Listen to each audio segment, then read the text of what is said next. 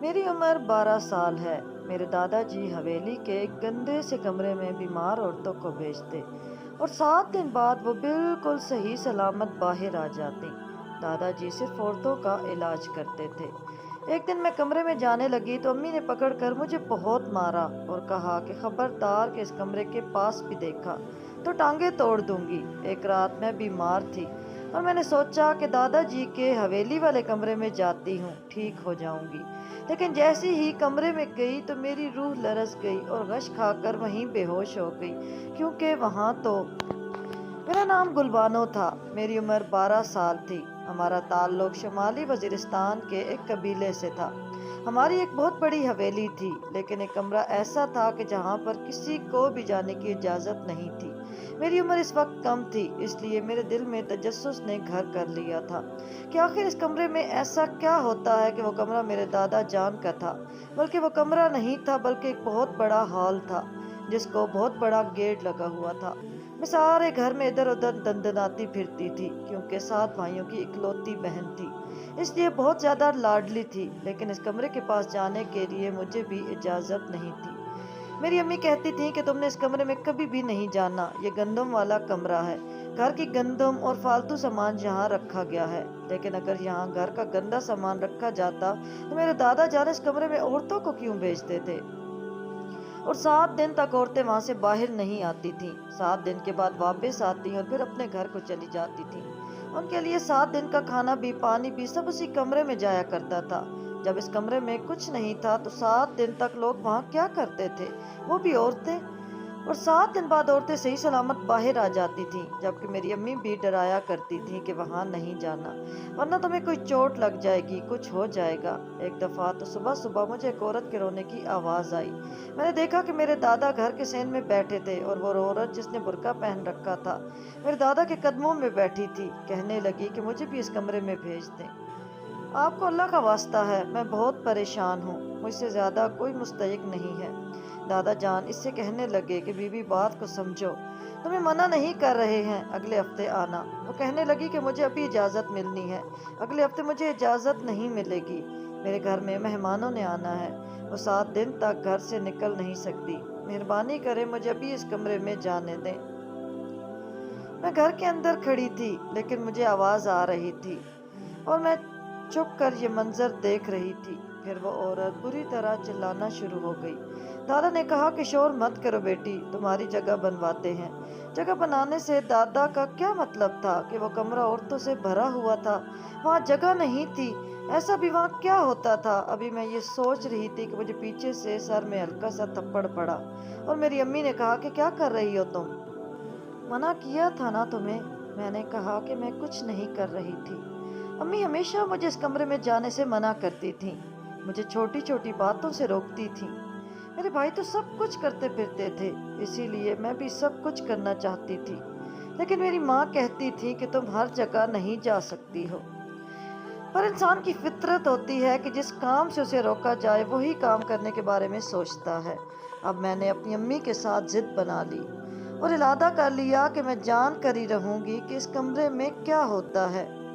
ایک دفعہ تو میرے پاس میری ایک دوست آئی اور کہنے لگی کہ آ جاؤ کھیلیں گے، میں پورا دن تمہارے گھر میں ہی رہوں گی۔ میں نے کہا کہ تمہیں کیسے اجازت مل گئی میرے گھر میں رہنے کی؟ تمہارے ماں باپ تو تمہیں کہیں جانے نہیں دیتے۔ تو اس نے بتایا کہ میری ماں کہیں گئی ہوئی ہیں 7 دن کے لیے علاج کروانے کے لیے، بابا بھی صبح کام پہ چلے جاتے ہیں، اسی لیے میں موقع دیکھ کر آ گئی۔ میں نے کہا کہ پھر تو 7 دن کے لیے لگتا ہے تمہاری ماں میرے ہی گھر آئی ہوگی۔ وہ حیران ہو گئی کہ میری ماں تمہارے گھر کیوں آئے گی، وہ تو کسی اور کے شہر میں گئی ہے۔ میں نے کہا کہ تم سے جھوٹ بولا ہے، آج کل جو بھی عورت 7 دن کے لیے گھر سے غائب ہوتی ہے وہ میرے ہی گھر آتی ہے، میرے دادا جان اس کا کوئی علاج کرتے ہیں۔ وہ کمرہ دیکھ رہی ہو نا، وہاں پر چھوڑ دیتے ہیں ان کو 7 دن کے لیے، پھر اس کمرے میں کھانے بھی جاتے ہیں اور پانی بھی اور باقی ضرورت کی چیزیں بھی۔ وہ کہنے لگی کہ پھر تو مجھے میری ماں کو ملنا ہے، بڑی یاد آ رہی ہے، ان کو چلو اندر چلتے ہیں۔ میں نے کہا کہ اتنی اچھی قسمت نہیں ہماری، وہاں کوئی بچوں کو نہیں جانے دیتے۔ جانے نہیں دیتے تو کیا ہوا، ہم چلے جائیں گے، ہم نے کون سا سب کو بتا کر جانا ہے کہ اندر جا رہے ہیں؟ میں نے کہا کہ ہم بات تو تمہاری ٹھیک ہے، لیکن اگر پکڑے گئے تو بڑی بےزتی ہوگی۔ کہنے لگی کہ کچھ نہیں ہوگا، جان سے تو نہیں ماریں گے نا۔ مجھے میری امی سے ملنا ہے، ان سے بات کرنی ہے، ان سے پوچھنا ہے کہ ان کو کون سی ایسی بیماری تھی کہ وہ 7 دن کے لیے گھر سے باہر چلی گئی، چھوٹے چھوٹے بہن بھائیوں کو میرے حوالے کر کے۔ پورا دن میں کام کرتی ہوں، تھک جاتی ہوں، یار مدد کرو میری۔ میں اپنے دوست کے کہنے پر اس کمرے کے قریب چلی گئی اور سیڑھی لگا کر اندر جانے کی کوشش کرنے لگی۔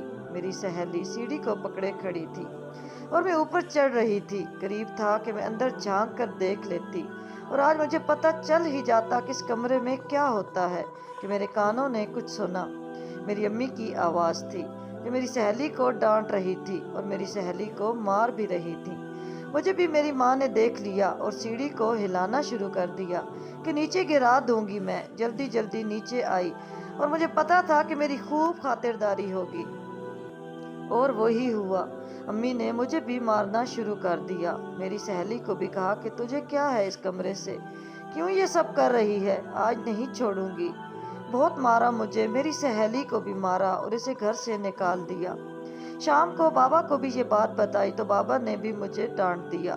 جبکہ آگے پیچھے تو جب امی بابا سے کوئی شکایت کرتی تھی تو بابا یہی کہتے تھے کہ میری لاڈلی بیٹی کو کوئی کچھ نہ کہے، ان کو تو 7 خون معاف ہے، جو کرتی ہے کرنے دو۔ لیکن آج تو بابا نے بھی مجھے بڑی بڑی آنکھیں دکھا کر کہا کہ آئندہ تم اس کمرے کے پاس نہیں جاؤ گی گلبانو، نہیں تو مجھ سے برا کوئی نہیں ہوگا۔ جتنا مجھے میرے ماں باپ منع کر رہے تھے اتنا ہی میرے اندر ضد اور غصہ بڑھتا جا رہا تھا۔ ایک دن میں نے اس کمرے سے چیخو پکار کی آوازیں سنی۔ ایک عورت چیخ رہی تھی اور کہہ رہی تھی کہ مجھے باہر جانے دو، میں نے یہاں پر نہیں رہنا، میں نے یہ کام نہیں کرنا۔ اور دادا بھی چلا کر کہہ رہے تھے کہ بی بی اب آئی ہو تو یہ کام کرنا پڑے گا، تمہاری وجہ سے 4 اور عورتوں کو نہ کیا ہے، میں نے یہاں سے جانا یہ بہت مشکل ہے۔ دادا نے کہا کہ یہاں جگہ بہت مشکل سے ملتی ہے، اب تم ارادہ بدل نہیں سکتی۔ عورت مزید رونے لگی اور میں سوچنے لگی کہ پتہ نہیں یہاں پر کیا ہو رہا ہے۔ ایک دفعہ میں رات کو اپنے کمرے میں سو رہی تھی کہ ڈر گئی، میں نے چیخنا چلانا شروع کر دیا۔ میرے بابا بھی جاگ گئے اور امی بھی، دونوں بہت زیادہ پریشان ہو گئے۔ میں امی کے گلے لگ گئی اور رونے لگی۔ میرے بابا نے کہا کہ کیا ہوا ہے؟ اس کو میری ماں نے کہا کہ ہمیشہ اس کمرے کے آس پاس منڈلاتی رہتی ہے، کہیں اس نے اندر جھانک کر دیکھ تو نہیں لیا۔ بابا اور ماں کی آنکھوں میں عجیب سا ڈر تھا۔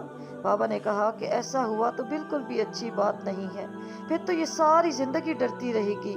میں اس وقت نیند میں نہیں تھی، ان کی باتیں سن رہی تھی۔ آخر ایسا کیا تھا کمرے میں جس کو دیکھ کر کوئی ساری زندگی تک ڈرتا رہتا؟ پھر میں نے سوچا کہ شاید مجھے باز رکھنے کے لیے اس طرح کی باتیں کر رہے ہیں۔ لیکن ایک دن میری طبیعت بہت زیادہ خراب ہو گئی۔ امی کو بتایا تو انہوں نے کہا کہ دوائی دے دیتی ہوں، ٹھیک ہو جاؤ گی۔ لیکن مجھ پر امی کی دوائی کا اثر نہیں ہو رہا تھا، میرے پیٹ میں بہت زیادہ درد ہو رہا تھا۔ میری ماں اپنے کام میں مصروف تھی، گھر میں کوئی بھی نہیں تھا۔ سوچا کہ عورتیں اس کمرے میں جاتی ہیں تو ٹھیک ہو جاتی ہیں، کہتی ہیں کہ ہمارے صدیوں پرانے مسئلے حل ہو گئے، ہماری 45 سال کی بیماریاں دور ہو گئیں۔ مجھے تو صرف پیٹ میں درد ہے، اگر میں 1 گھنٹے کے لیے اس کمرے میں چلی جاؤں گی تو میرا درد بھی ٹھیک ہو جائے گا، اور یہی اچھا بہانہ ہے۔ کوئی مجھ سے پوچھے گا تو میں کہوں گی کہ میری طبیعت خراب تھی، اسی لیے میں وہاں چلی گئی۔ اس کمرے میں جانے کا کوئی مسئلہ نہیں تھا، آرام سے میں اندر جا سکتی تھی۔ اس کا دروازے کے اوپر اتنی جگہ تھی کہ میں آرام سے اس کے اندر سے نکل سکتی تھی۔ مسئلہ یہ تھا کہ وہاں جانے سے پہلے کسی نہ کسی کو خبر ہو جاتی تھی اور میرا پلان ناکام ہو جاتا تھا۔ لیکن آج میدان بالکل صاف لگ رہا تھا، آج مجھے کوئی بھی روکنے والا نہیں تھا۔ بابا گھر نہیں تھے اور بابا بھی گھر پر نہیں تھے، گھر کے کچھ نوکر بھی چھٹی پر تھے۔ دوپہر کا وقت تھا، امی اپنے کام کرنے کے بعد تھوڑی دیر سو گئی تھی اور میرے پاس یہی وہ وقت تھا کہ میں آج اپنا کام دکھا ہی دیتی۔ میں نے بہت آرام و سکون سے سیڑھی کو گیٹ پر رکھا اور آرام سے دوسری طرف سے اتر گئی۔ اب میں اس کمرے کے اندر تھی۔ دروازے کے آگے بڑا سا پردہ لگایا ہوا تھا، پردے کو ہٹایا تو سامنے اندھیرا تھا، حالانکہ دن کا وقت تھا۔ میں کمرے کے اندر آ گئی اور مجھے محسوس ہوا کہ جیسے اس کمرے میں میرے علاوہ کوئی اور بھی ہے۔ میں آس پاس دیکھنے لگی کہ کہیں تو لائٹ ہوگی۔ کمرہ بہت بڑا تھا، इतना बड़ा कि कमरों के हिसाब से वहाँ 10 कमरे बनाए जा सकते थे। इसको कमरा नहीं कहना चाहिए था, ये तो किसी तबेले जैसा लग रहा था। और इतनी गंदी बदबू आ रही थी इस कमरे से कि मैं हैरान रह गई।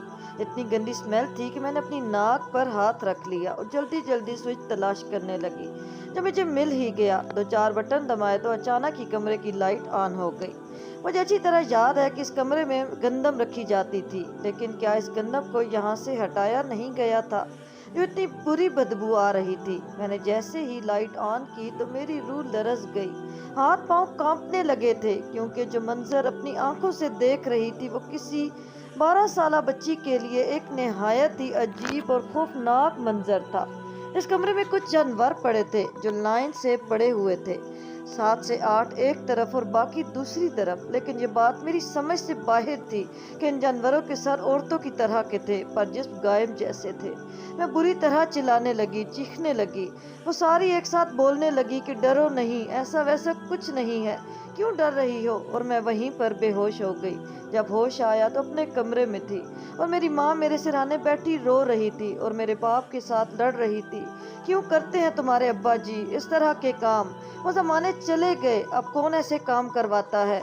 दूसरों को भी तंग करते हैं। घर में इस तरह की चीजें रखेंगे तो बच्चों का ध्यान तो जाएगा ना। बच्चों की तो आदत है कि जिस काम से इनको मना करो उन्होंने वही करना होता है। इसका क्या कसूर है? कितनी बुरी तरह डर गई मेरी बच्ची। अगर डर के मारे इसका दिल बंद हो जाता, वहीं पड़े हुए मर जाती, तो हम क्या करते? डॉक्टर के पास ले जाने तक भी क्या कर लेते हम लोग। अपने बाबा को मना करो, अब ये पुरानी रिवायात तोड़ दें। कोई नहीं करता ये सब। अगर मेरी बच्ची को कुछ हो जाता तो मैं कभी माफ नहीं करती। तुम सब लोगों को कह रहे थे कि वहाँ तो कुछ नहीं है, बस गंदम होती है, पर ये तो इसी घर में रहती है। मेरे बाबा ने कहा इतनी भी छोटी नहीं है, ये अच्छी भली बड़ी हो गई है, 2-3 साल तक जवान हो जाएगी। मेरी माँ ने कहा कि बस मेरी बच्ची की जान मेरे लिए सबसे ज्यादा अहम है। मैं अपने घर में इस तरह की कोई हरकत नहीं होने दूंगी। खत्म करो वो सब, वो सारा काम। तौबा करें, इस उम्र में इस तरह की हरकत ना करें। कल को किसी और को कुछ हो गया तो इसका जिम्मा भी हमारे गले में पड़ जाएगा।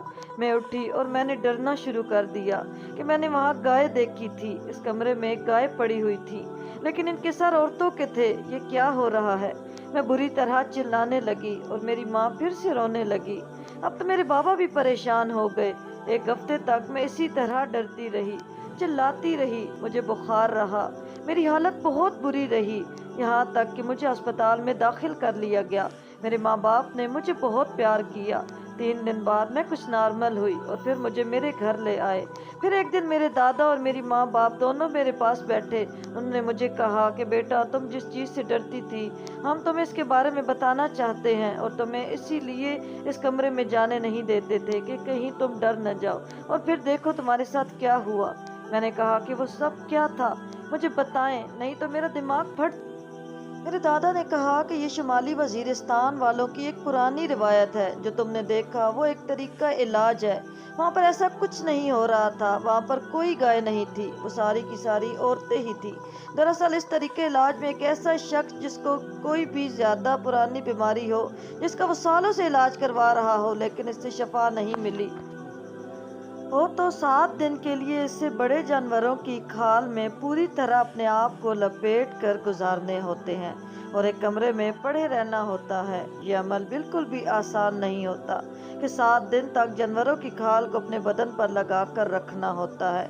इसमें से बहुत बुरी बदबू आती है जो आपको बर्दाश्त करनी होती है। खाना भी आपको बहुत ही हल्का खाना होता है। यह अमल बहुत ज़्यादा मुश्किल है। ज्यादातर लोग इसे नहीं करते, पुराने वक्तों में बहुत करते थे, फिर आहिस्ता आहिस्ता लोग इसे दूर होने लगे, क्योंकि ये कोई आसान काम नहीं है।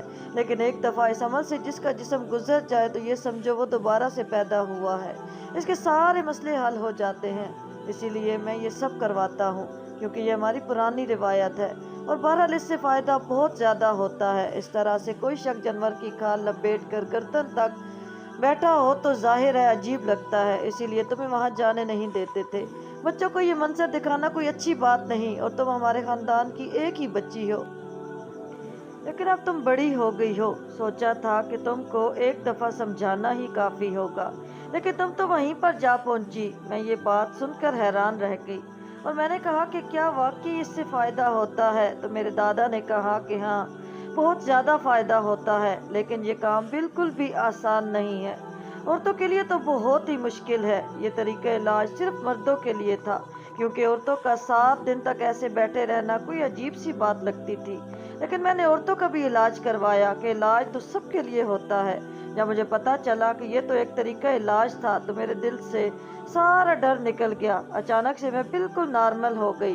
لیکن میرے ماما بابا نے دادا کو کہا کہ وہ یہ کام نہیں کریں گے۔ میں نے کہا اپنے گھر والوں سے کہ میں بالکل ٹھیک ہوں، آپ دادا کو یہ کام کرنے دیں، ایسے لوگوں کا فائدہ ہو رہا ہے تو یہ روکنا نہیں چاہیے۔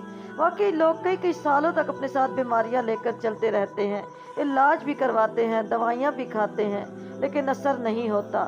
اگر اس طرح سے لوگوں کو شفا مل رہی تھی تو ہمیں یہ نہیں روکنا چاہیے تھا۔ لیکن میرے بابا نے کہا کہ اس طرح اس گھر میں اب یہ کام نہیں ہوگا۔ کل کو کسی رشتہ دار یا مہمان کے بچے آئیں گے تو کیا ان کو بھی روکتے پھریں گے؟ ویسے بھی گاؤں والے بھی آپ کے خلاف ہو رہے ہیں۔ وہ کہتے ہیں کہ یہ طریقہ علاج عورتوں کے لیے نہیں تھا، آپ نے عورتوں کے لیے کوئی کیوں شروع کیا ہے؟ ہمارے قبیلے میں کوئی فساد بن جائے گا۔ ویسے یہاں کے لوگ تھے بھی ایسے ہی، ایسی باتوں پر تو لوگ مرنے مارنے پر اتر آتے تھے۔ اس لیے دادا جان نے بھی اسے مصلحت سمجھ کر ختم کر دیا۔